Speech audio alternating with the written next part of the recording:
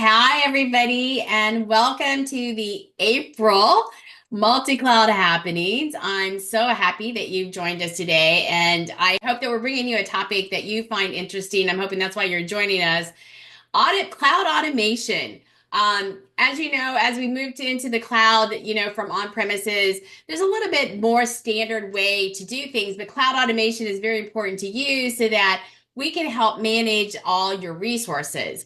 So we have a number of different ways for cloud automation, and today we're just going to talk about Terraform.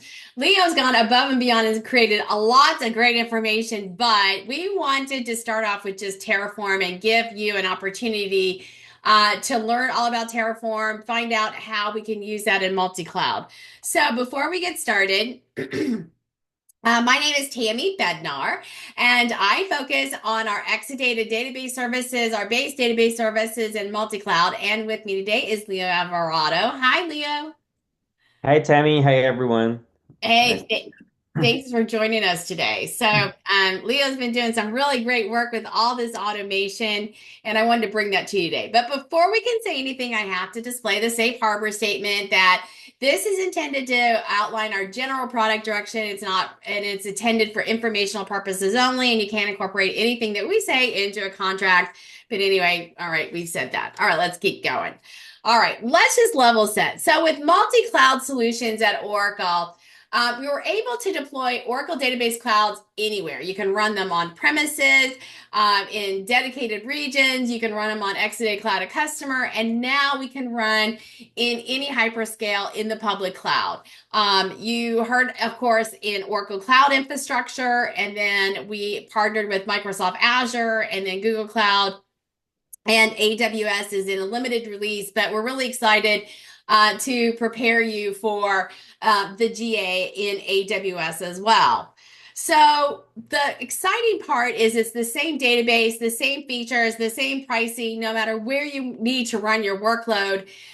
We have the Exadata platform available for you to run your databases.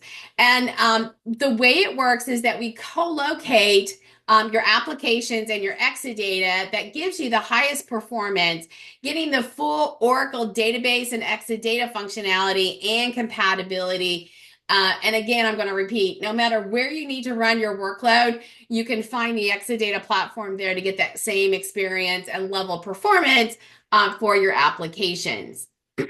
Now, as I said in the beginning, within the cloud automation is really important that we've implemented to automate a lot of the tasks. I mean, for those of you that have been running databases for a long time on premises, you know all the steps. I've heard people count. It takes me this many steps in order to back up a database or provision a database or whatever that task may be. In the cloud, when you move to the cloud, we've taken it a step further to automate a lot of those manual tasks. That eliminates human errors, that frees you up to spend more time and focus on the businesses today because everything is very competitive within the business world. And so we've come up with a number of different automation tools that give you that ability to automate scaling your servers and OCPUs, to create those databases and database homes, to schedule your infrastructure maintenance, update your systems, to automate backup and recovery, to enable data guard. So all those lifecycle management tasks, excuse me, that you need to do with your database, excuse me, we've helped automate that. So the management interfaces that are available, of course, we always start with the Cloud Web UI. We do that a lot because it's pretty, it's easy to follow on the different steps on how you run these different tasks. Then we have Oracle Cloud REST APIs, which is a programmatic interface accessed via HTTPS. Then we have the command line interface, which extends the console's functionality. And that's convenient for developers to automate the tasks through scripting. Sorry about that. Then we have SDKs, which is a software developer kit so that you can build and deploy applications that integrate with Oracle Cloud Infrastructure services like Java SDK, Python, Ruby, Go, etc. And then finally, we have Terraform and Ansible. I know we list that last, but that always seems to be the very first tool that we hear from our customers on how to use Terraform to automate a lot of these tasks. So that's what we're going to focus on today. Or I should say, Leo is going to focus on today. So, Leo, I'm going to turn it over to you on all this great work about Terraform. All right. Thanks, Tammy.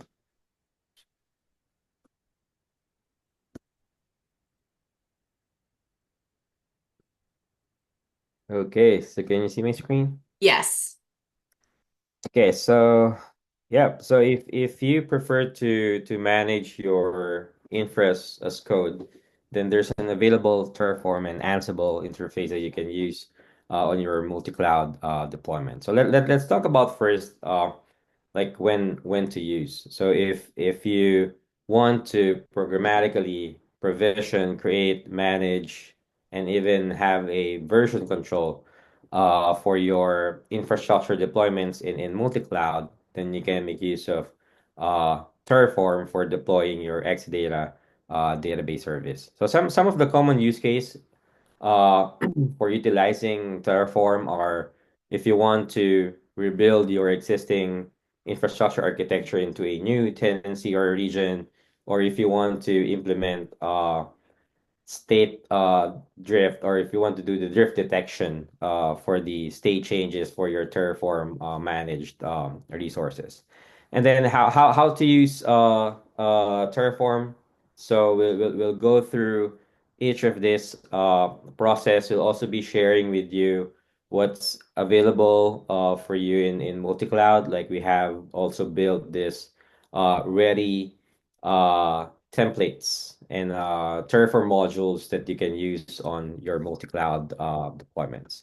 So what's Terraform? So infrastructure as a code. So first, it's cloud agnostic. So meaning Terraform uses just one consistent configuration language, HCL, that can work identically across different cloud providers. So for your multi-cloud deployments, it could be on your Oracle Cloud infrastructure, on Oracle database at Azure, Oracle database at Google Cloud, and Oracle database at AWS.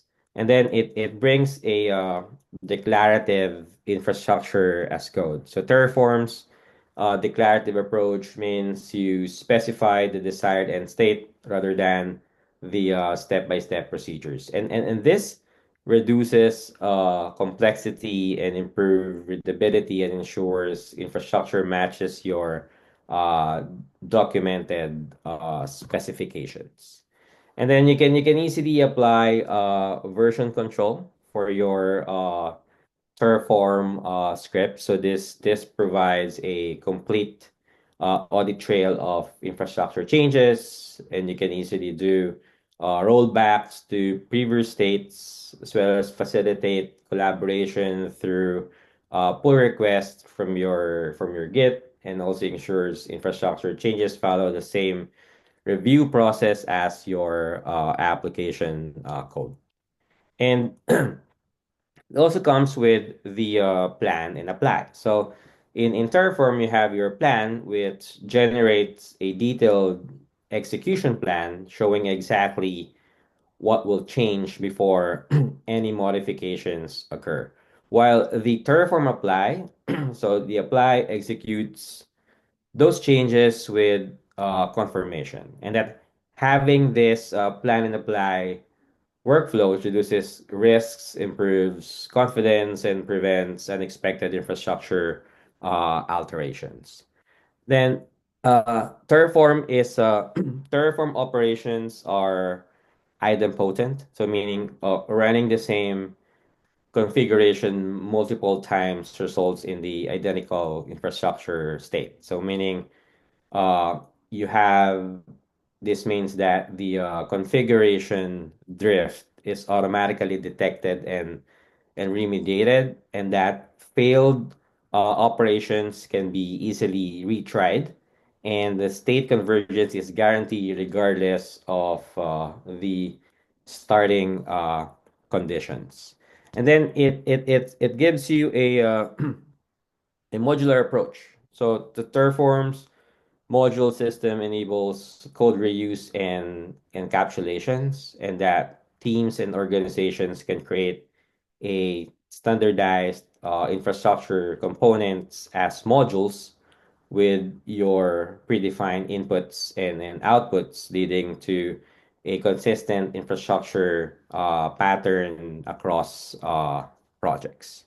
So in the context of the multi-cloud, so for Terraform, so let's take for example in the case of Oracle database at Azure.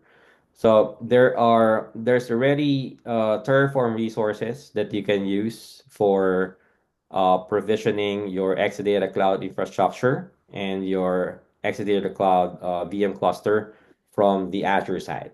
So if you want to easily provision a database for your multi-cloud deployments, so you have already Azure and OCI Terraform resources that you can use. So if you looked into Azure's documentation as shown here, so you can see the Azure Resource Manager Terraform modules available for provisioning the autonomous database, the Oracle Exadata Cloud Infrastructure, and the Oracle Cloud VM cluster.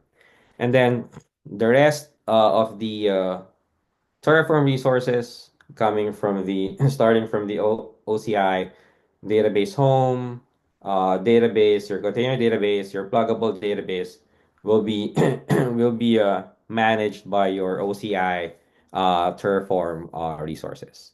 And then for in the context of Oracle database at Google, so same thing. So the the provisioning of the Exadata cloud infrastructure, cloud VM cluster is from the Google Terraform resource, and from database home, plug container database and pluggable database. So those are from the OCI provider. So taking an example for provisioning an Exadata database service on dedicated infrastructure on Oracle database at Google. So if you looked into Google's documentation, so you'll see here, they also publish their own Terraform resources for provisioning Oracle database, autonomous database. So that's how they call it. Also the Terraform resources for provisioning the Exadata cloud infrastructure and Exadata cloud VM cluster. And then from the OCI side, so this is where you have your ready Terraform resources for provisioning your database home. So for database home, so you can easily specify the DB version. You can even specify a custom database software image where your database home can be created. And then once you have your database home, you can also make use of the Terraform resource for provisioning your container database. So as you see in this example, so you'll see here that it will require the database home where you want to uh, provision your container database, and then the required details for provisioning your container database, such as DB name. DB unique name is optional, and then you can specify the pluggable database name as when you provision a CDB, it comes with one CDB. And then for provisioning pluggable database, so here's the sample script from the OCI Terraform Resource Manager for creating a PDB. So it's just simple as stating where is the CDB that you want to create the PDB, and then you just need to supply the PDB name, the admin password, and the TDE wallet password. And then you can already combine those Terraform resources for you to provision like multiple CDBs and PDBs. Like for this example, This is a script in which you are provisioning multiple CDBs. So this one is creating two container database with three pluggable database on each of the CDBs. Then for Terraform in multi-cloud, so we've been working on this project. So if you want a ready uh landing zone that you can deploy for your multi-cloud deployment. So we have this OCI multi-cloud landing zones. So what's a what are landing zones? So a landing zone, it's a collection of Terraform modules and templates. We've also included tutorials that will help you provision an Oracle database at multi-cloud. So this could be, so we have landing zones created for Oracle database at Azure and also a landing zone for Oracle database at Google. We're currently working on also on the landing zone for Oracle database at AWS. So it's also coming on our repository. So how would you use this multi-cloud landing zones? So here's the link. So you just need to go to the Oracle GitHub. So it's github.com/OCI dash landing zones. And in the landing zones, if you go to the repository, so just search for multi-cloud, and then you'll get access to the ready landing zones for Azure and Google. So if you use these landing zones, it will automatically provision you a ready environment. Like for example, it can do a quick start for provisioning an autonomous database on Oracle database at Google, or if you want to provision an Exadata database service on dedicated infrastructure, it gives you also a quick start landing zone for you to deploy Oracle database service dedicated on Oracle database at Google or Oracle database at Azure. So for the landing zone, so since this is a collection of ready providers and modules, so the script itself it already comes with those combined Terraform providers. So let's take, for example, the OCI multi-cloud landing zone for Azure.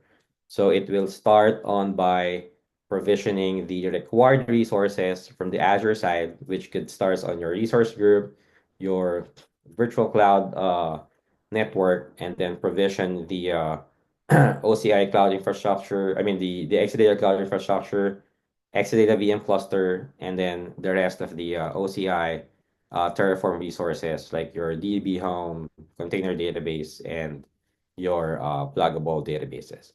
So you can make use of this landing zones if you want to start your uh, let's say your POC environment or your pilot environment on the on your multi-cloud deployments.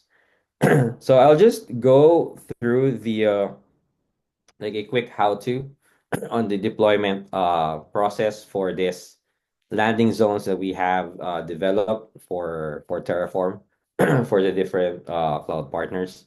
So task one is again just go to the GitHub/OCI landing zones. So the first task is for you to fork this ready landing zones to your local. And once you clone this GitHub repository, so the next is for you to configure the required Terraform variable. So we have built multi-cloud landing zones for your autonomous database and also the Exadata database service on dedicated infrastructure. So you can just simply configure and edit the required Terraform variables based on your desired input and output. And then that's it. So you just initialize the multi-cloud landing zone. So initialize Terraform and then authenticate to your Azure and OCI if required. So again, since you're calling two providers on that landing zone. So you just need to set the credentials for both of your Azure and OCI, or Google and OCI. And then once you have successfully authenticated on your uh, Terraform script landing zone, and then simply you can just run the review and apply the Terraform plan. So in this step, you'll see the resources that will be added when you run the Terraform plan. So as you review the execution plan, so you'll see what are those resources that will be created and provisioned on your environment. So for this example, this is a quick start uh, multi-cloud landing zone for Azure, provisioning a ready autonomous database. So once you've run this landing zone, then it will automatically create your environment using uh, Terraform.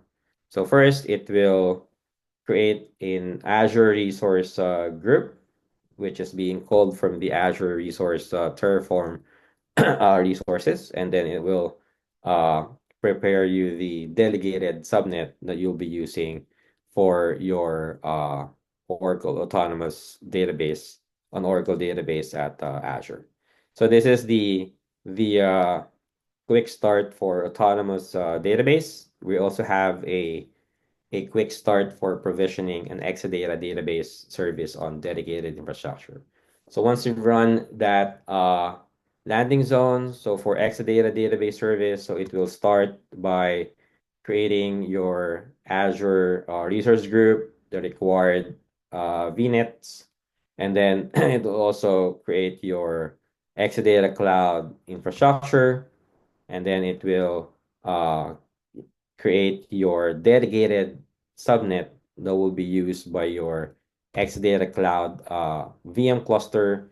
And after it provisions the VM cluster, it will call the OCI Terraform resources to provision the database home, the container database, and the pluggable database.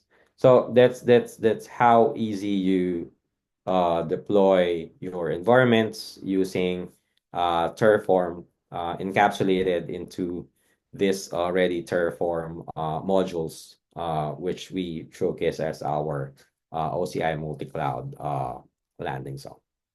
Okay, so yeah, so that's how easy it is, and where to find more information about that. So we have posted here links to our documentation. Uh, and yeah, so Tammy, do you want to add? Oh, thanks, Leo.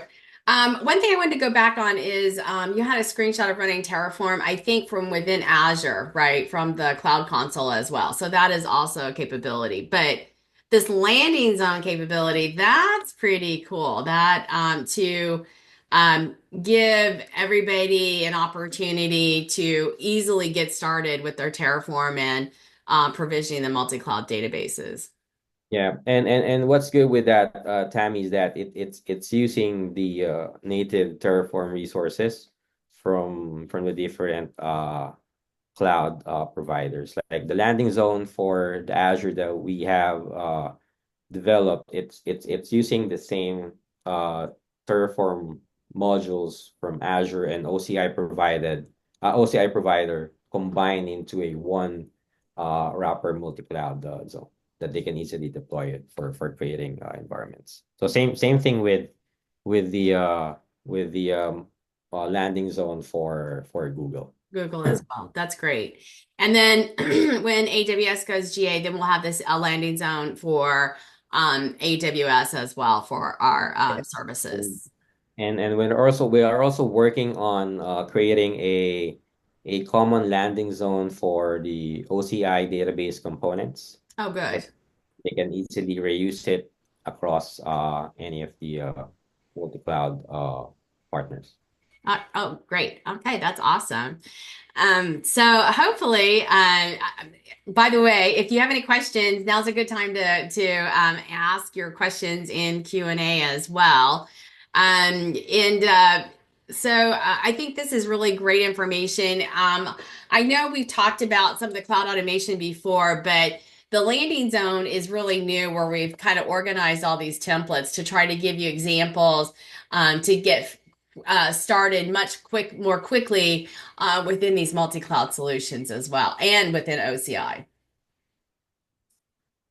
So we would love to have your feedback on the landing zone. If you get an opportunity to go check it out, we would love to have your feedback on the landing zone content as well.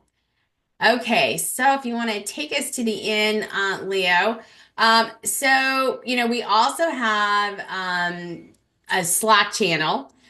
So we would love for you to join our Slack channel to hear about, these landing zones. Leo's created a chat bot too on to help you find information on our database services as well. And we would love for you to check that out. So I know that this week we wanted to focus on Terraform and kind of give you an idea of the cloud automation. Next month, we will come back and we will talk about the OCI CLI, the SDK, and the REST APIs as well from cloud automation. If there's something else that you would like to see us talk about, we would love to hear from you on how we can help you implement your multi-cloud solutions as well. All right, and I think that's all we have for today, right, Leo? I think that's it. Yeah. Yep, that's all what we have for today. All Thanks. right, so it's the last week of April, or the last day of April, last few days of April. And so I hope that you found this information useful, and that you can take this back. And like I said, we'd love to hear your feedback on the content we're putting together for you. And if there's anything else that you would like to see, please reach out. All right, with that, Leo, I think I will wrap us up. And because I didn't see any questions, so I guess you answered everybody's questions. So everybody have a fantastic day. Have a fantastic May, and we'll see you at the end of May to talk about more cloud automation in multi-cloud. All right. Thanks, everybody. Bye now. Bye.